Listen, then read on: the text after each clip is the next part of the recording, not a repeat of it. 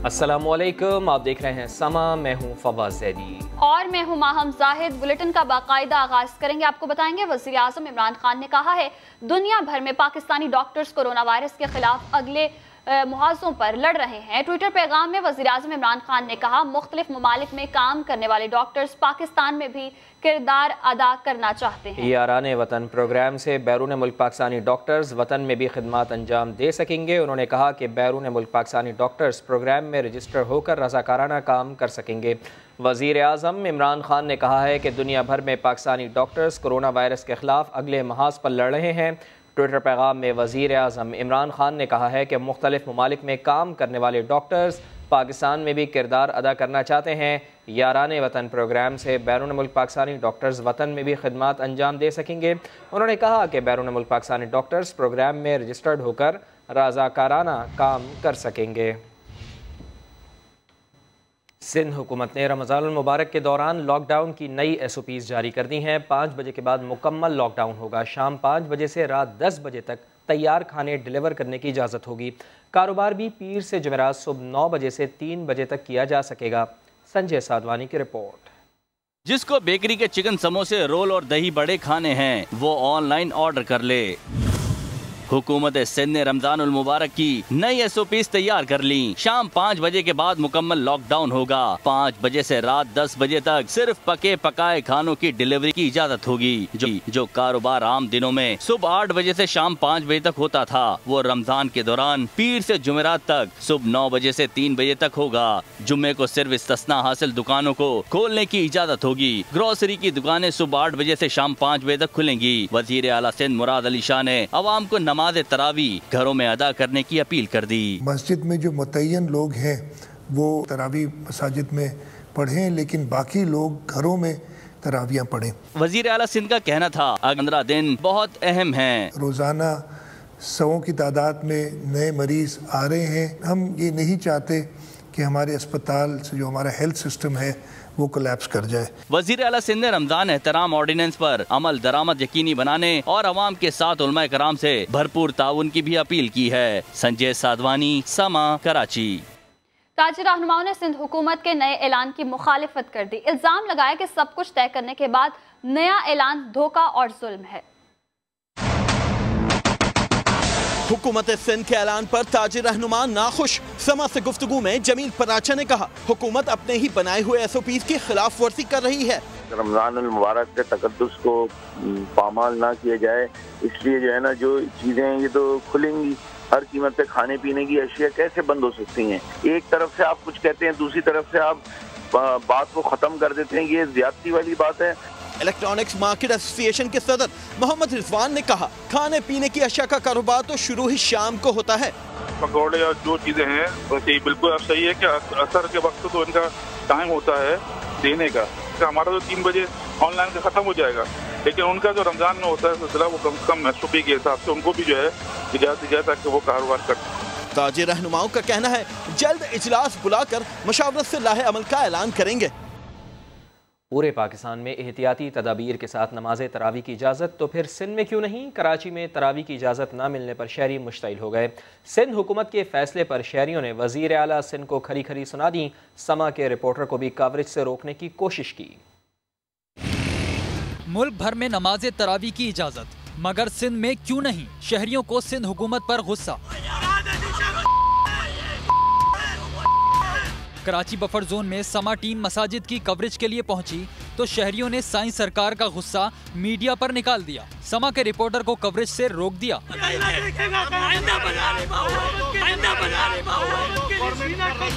सूबाई हुकूमत पर भी भड़ास निकाली। वजीर आला सिंध के खिलाफ नारे भी लगा दिए। सिंध हुकूमत ने मसाजिद में कोरोना के फैलाव के पेश नज़र तरावी के इज्तिमात पर पाबंदी लगा रखी है। मुल्क भर में आज पहली सहरी की गई। इस साल गरीबों की इमदाद करने वालों की जिम्मेदारियां बढ़ गईं।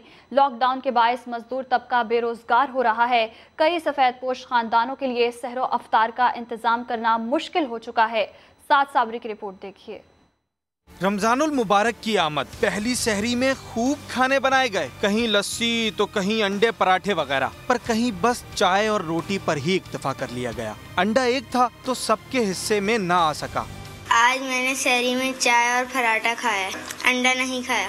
घर बैठकर वबा से तो जीता जा सकता है, पर ऐसे सफेद पोश लोग जो किसी के सामने हाथ नहीं फैलाते, वो भूख से मात खा रहे हैं।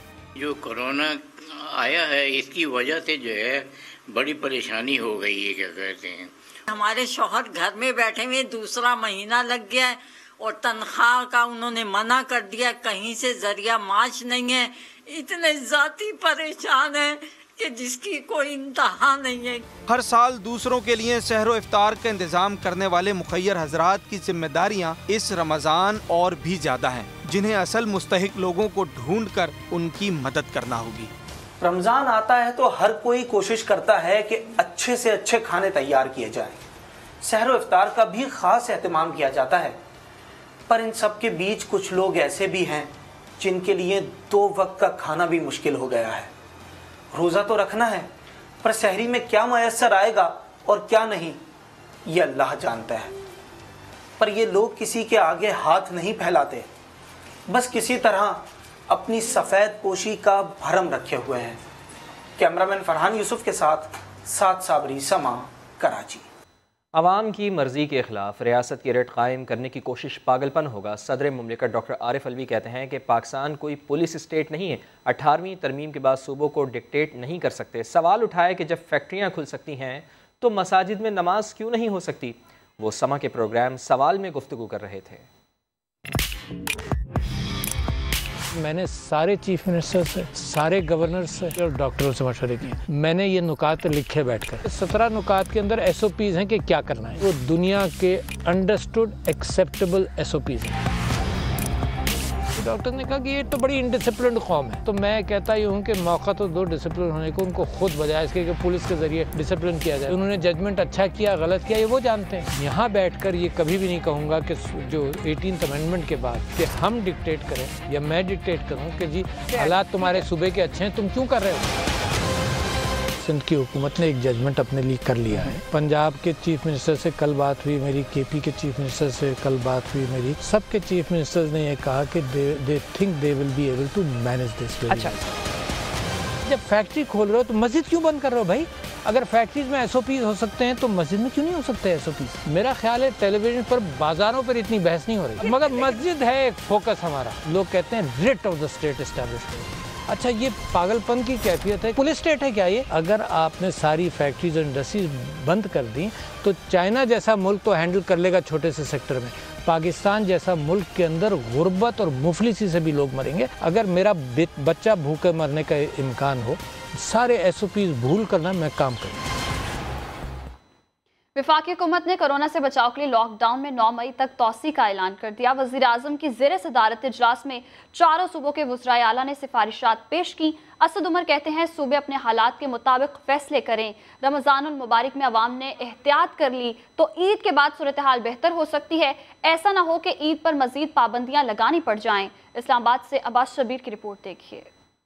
स्मार्ट लॉकडाउन चलता रहेगा, मजीद 15 रोज तक कोई ब्रेक नहीं लगेगी। वजीर आजम की जेर सदारत कौमी राब्ता कमेटी की दबंग बैठक में बड़ा फैसला। चारों वज़राए आला की वीडियो लिंक के जरिए शिरकत, सिफारिशात भी दी। विफाक ने सूबों को अपने हालात के मुताबिक फैसला करने का मशवरा देते हुए अपनी बात भी साफ कह दी। 9 मई तक जो मौजूदा सूरत हाल है वही हम आगे लेके चलेंगे।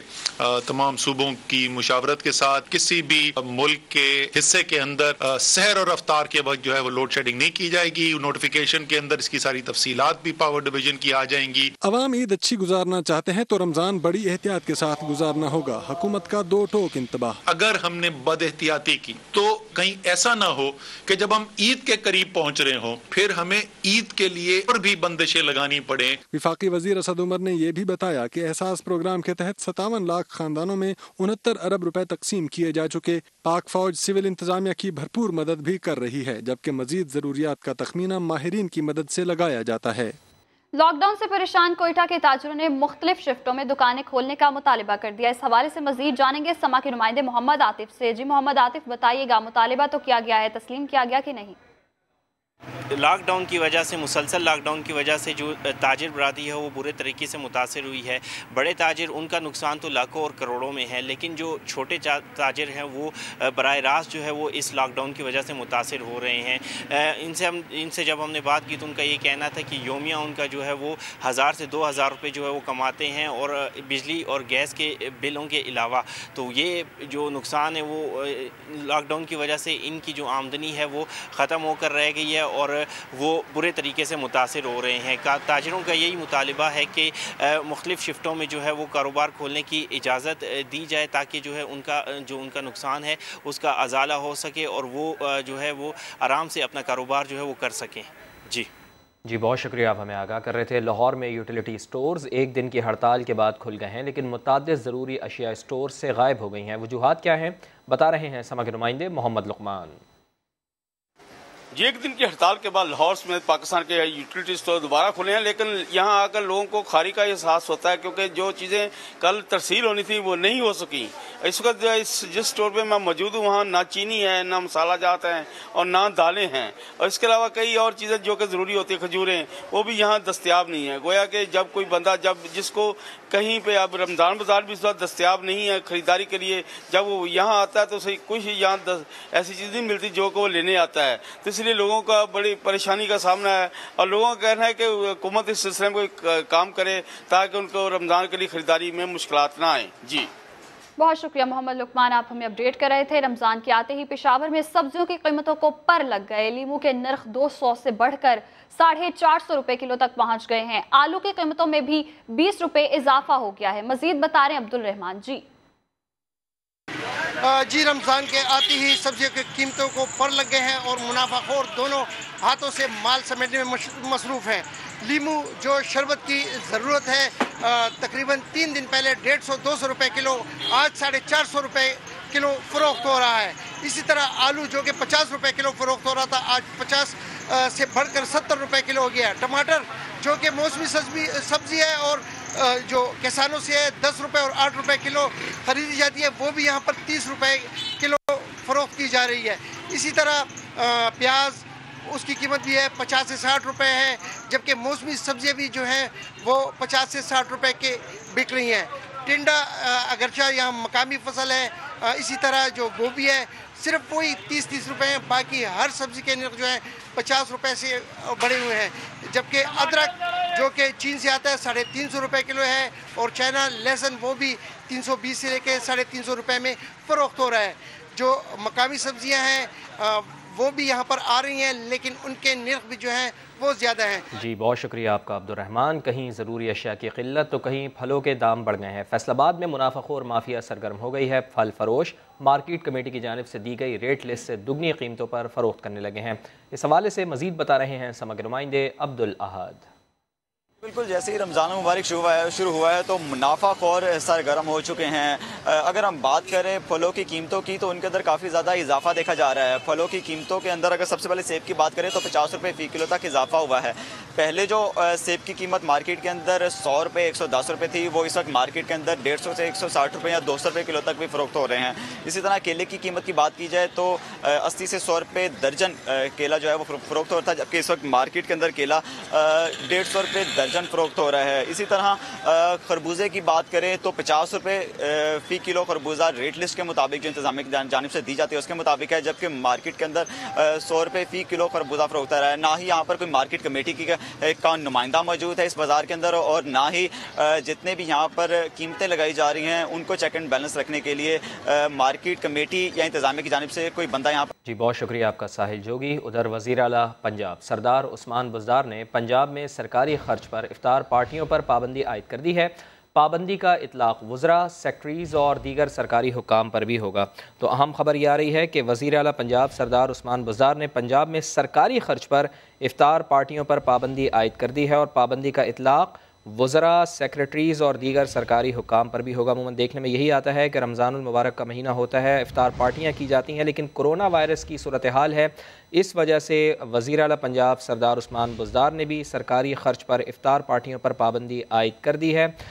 कोरोना वबा के बाइस हमने पाई की बचत करनी है, सरदार उस्मान बुज़दार का ऐसा कहना है। वसाइल को कोरोना की रोकथाम के लिए ख़र्च करना है। आगे बढ़ेंगे, आपको बताएंगे रमजानुल मुबारक में खजूर की मांग बढ़ने से कीमतों में भी दुगना इजाफा हो गया है।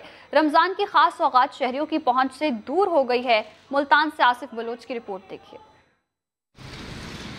खजूर के दाम आसमान से बातें करने लगे। अफ्तार की खास सौगात शहरियों की पहुंच से दूर हो गई।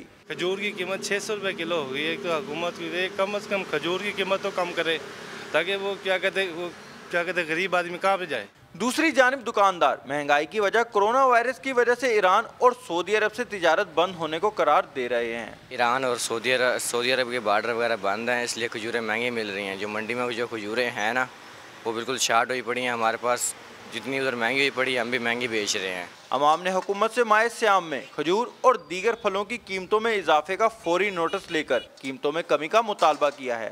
कैमरामैन चौधरी महबूब के साथ आसिफ बलोच, समा, मुल्तान। कुछ मजीद खबरें मगर ब्रेक के बाद। रहिए समा के साथ। नैब से रिलीफ देने वाला ऑर्डिनेंस चंद घंटों का मेहमान रह गया है। नैब तरमीमी ऑर्डिनेंस 2019 को एक्ट ऑफ पार्लियामेंट न बनाया जा सका। एक बार फिर सियासी शख्सियात और अवामी ओहदा रखने वालों के लिए नैब से रिलीफ नामुमकिन हो जाएगा। मजीद जानेंगे जुल्कनैन इकबाल से। जी जुल्कनैन। देखिए, 27 दिसंबर 2019 को हुकूमत ने एक ऑर्डिनेंस जारी किया था, जिसके तहत सियासी शख्सियात हैं उनके ऊपर इख्तियारात के जो नाजायज इस्तेमाल का केस बनता है, उससे बड़ा रिलीफ दिया गया था और मशरूत किया गया था कि अगर तो माली फवाइद उठाने के शवाहिद हों तो ही इख्तियारात के नाजायज इस्तेमाल का केस बनेगा, या फिर अगर जो गलत फैसला किया गया उसकी वजह से अगर कोई नुकसान हुआ है तो वो भी इख्तियारात के नाजायज इस्तेमाल की मद में नहीं आएगा। साथ ही साथ जो प्राइवेट अफराद हैं और जो टैक्सेस से मुतल्लिक मुकदमात थे और जो इंक्वायरी चल रही थी, वो भी नैब के दायरे इख्तियार से बाहर निकाली गई थी। अब 120 दिन के अंदर इसके ऑर्डिनेंस का जो मुद्दत है वो मुकम्मल होनी थी, जो कि आज रात 12 बजे मुकम्मल हो जाएगी। इसको एक्ट ऑफ पार्लियामेंट नहीं बनाया जा सकता, इसलिए आज रात 12 बजे तक यानी चंद घंटे बाद ये ऑर्डिनेंस जो है अपनी मियाद पूरी कर बैठेगा, अपनी उम्र पूरी कर चुका होगा। इसमें तौसीक के लिए पार्लियामेंट का इजलास बुलाना जरूरी था, जिसमें इसको पेश किया जाता और पार्लियामेंट ही इसकी मजीद तौसीक कर सकती थी, इसको एक्ट ऑफ पार्लियामेंट में कन्वर्ट कर सकती थी, लेकिन वो नहीं हो सका। अब आइन के तहत आर्टिकल 89 के तहत सिर्फ और सिर्फ ये वाहिद रास्ता था इस ऑर्डिनेंस को तौसीक देने का, वो भी अब मौका जो है हुकूमत की जानिब से तय कर दिया गया है। इसलिए अब जो सियासतदान है उनका आज से इम्तिहान शुरू होने वाला है, क्योंकि जो रिलीफ उनको फराहम करता था ऑर्डिनेंस, वो आज अपनी मौत आप मर जाएगा। जी बहुत शुक्रिया जुल्कनैन इकबाल, आप हमें अपडेट कर रहे थे।